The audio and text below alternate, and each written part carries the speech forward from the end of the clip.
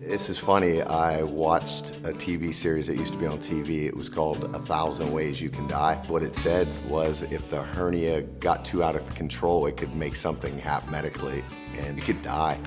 So I made an appointment to go find out when I can set up a surgery because it got me kind of nervous. I'd get my lift in from 6 a.m. till 7 and then off to coaching girls basketball or baseball. It's 365, almost 24/7, constant. To be honest, I'm not even sure how I got it. I do coach loudly, maybe hollering loud may have caused a tear. My wife helped me find a general surgeon online. We'd already dealt with Robert St. Francis before, so I had the consultation with Dr. Bo Blessing, scheduled it.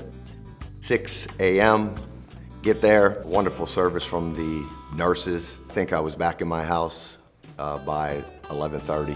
I was up walking that day, came to work 5:50 a.m. There was a lot of people shocked, but I told them I'm fine. Don't wait so long, get it taken care of ASAP. It was completely an awesome surgery with technology, that robotic system, the laparoscopic surgery. I just couldn't believe it. It was fast, simple, and worked.